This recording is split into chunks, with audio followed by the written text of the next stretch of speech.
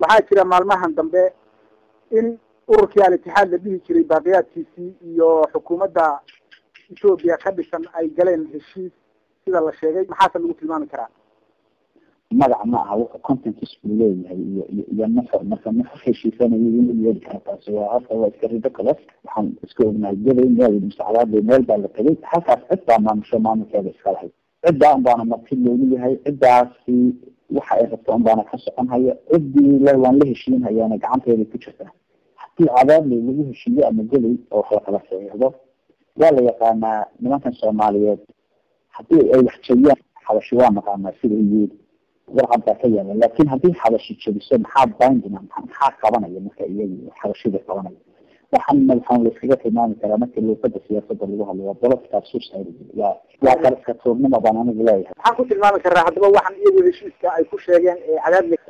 kow hal faktor ah oo ay common ka yihiin baa jirta labada dhinaca meeshan ku tashanaya xabashi iyo aan la falqay ahaayeen ninka la yidhaahdo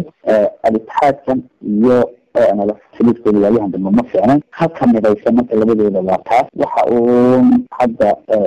سكين هاي قامت أكيد سكين وحاول كترنا وحاول هذا حكى صباح أيام تاع شيء ما بين وحي لا شيء لكن لقي هاي أما لقي هاي قاعد بدأ ولا تجارب هاي قاعد بها و بناقين العاوية أكثر في ثلاث شيء وما طلع حتى صباح أيام مكة ونتيجة كصباح وأجري من كيف عالم وواحد يبدأ kaasina wuxuu ahaa dhagaystayaal wariye jaamac dheere oo ka wareysanayay xarushaha baaqiyaadkii ururkii burburay ee Itixaad oday kamid ah odayaalka gobolka Shabeelle iyo waliba garyaqaan u dhashay ogaadeenaya oo wax ka weydiinayay sharciyada waxa ay ku tilmaameen xabad joojin ama heshiisba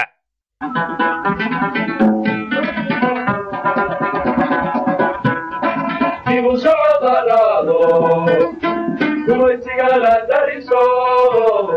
hadamilahayno dalay baan arkaa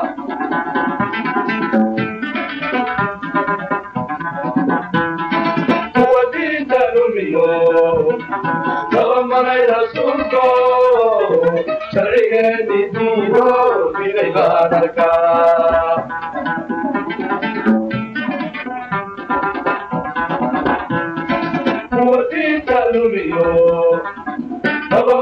رسولكو شريعة دوغو دي باركا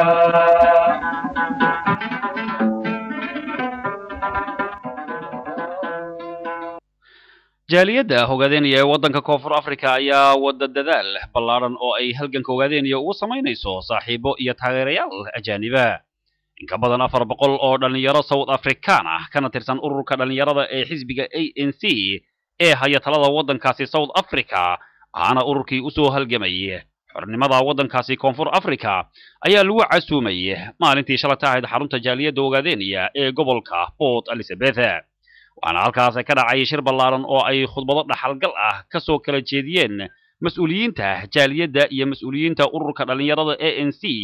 ee gobolkaasi PE mas'uuliyiinta ka socotay ururka dhalinyarada ee ANC oo shirkaasi ka hadashay ayaa kula dardaarmay shacabka ogaadeenaya in ay muujiyaan samir iyo midnimo una halgamaan sidii ay xaqooda u soo dhacsan lahaayeen wariyaha raadiyo xurriye waddankaasi Koonfur Afrika wadaad yare oo shirkaasi goobjoog ka ahaa ayaa warbixintan iyo waliba khudbadihii mas'uuliyiintaasi nooga soo diray magaalada Yutnik ee gobolkaasi Port Elizabeth jaaliyadda Soomaalida ogaadeenaya ee Koonfur Afrika waxay wadadariyahan kala oo badan oo u sameynayso ay ka dhaxwada dawladda South Africa oo ugu sameynaysa halkan socdo ogaadeenaya saaxiibo jaaliyaddu waxay hadda kulmo fara badan soo gashay madax ka tirsan ururka talada hay'adda ee ANC iyo madax kale oo ka tirsan dawladda South Africa jaaliyaddu waxay la soo kulantay wasiirka dibadejinta ee waddankan kale waxa kale oo ay la soo kulantay madaxweyne ku-xigeenka waddankan kale Koonfur Afrika sidoo kale waxay kulamo dhowr soo qaateen madax kale oo ka tirsan ururka ANC ay jaaliyadda Soomaalida ogaadeenaya maanta kulan aad u heer sarreeya u galashay ururka dhalinyarada ee ANC African National Congress loo yaqaan isla markaana waxaa meesha lagu qaaday waxyaabo fara badan iyo xaqiiqada dadka ay ka jirto ogaadeenaya jaaliyada Soomaaliya ogaadeen koonfur Afrika mas'uuliyiin ka socda ayaa halka waxa ka soo jeediyeen khudbado fara badan halkaana waxa lagu daaray oo dhalinyarada la daawaysay dukumeentiyo ka mid ah sida silent cry iyo kuwa kale meesha waxa sidoo kale khudbado ka soo jeediyay dhalinyarada ANC mas'uuliyiin ka tirsan iyagoo haddana su'aalo meesha soo dhigay sababta dhibkan kada intan kada la eg adduunku uga in la qarsaday. I think you now understand that there are a lot of difference between those other people who came for business opportunity and those who are coming from disasters back home. waxaan malaynayaa in aad fahanteen farqiga weyn ee u dhaxeeya dadka halkan fursadaha u yimid iyo kuwa ka soo cararay dhibaatada waddankoodii ka jirta dhammaan waxa aad arkaysaan ee dhibaato ah macluul ah ma aha mid dabeeci ah ee waa mid uu keenay xukunka ka jira Itoobiya waxaad arkaysaa nooc kasta oo dhibaato ah oo dadka loo geysanayo kufsiga gabdhaha yaryar laynta ragga marjinta dadka si ay u dhintaan iyo ku samaynta wax kasto sida daraaddeed dhibaatada aan halkan ka fahmayno waxay tahay dadkii oo ka soo cararaya dalkooda si ay uga baxsadaan dhibaatada ay ku hayso xukuumadda Itoobiya iyaga oo raadinaya nolol ka wanaagsan midda ay ku nool yihiin waxa jira lacaga aan dalkii dib ugu diro si ay dadku ugu isticmaalaan caafimaadka iyo adeegyada yaryar ee u baahan yihiin waxaana ka qaata ciidamada Itoobiya marka ay ogaadaan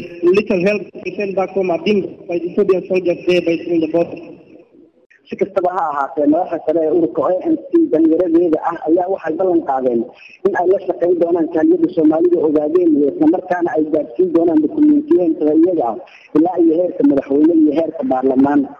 waxa aan su'aal ka weydiiyay arrintan madaxa dhalinyarada ANC ee gobolka kala Eastern Cape Master Banyan ee mid ahad iyo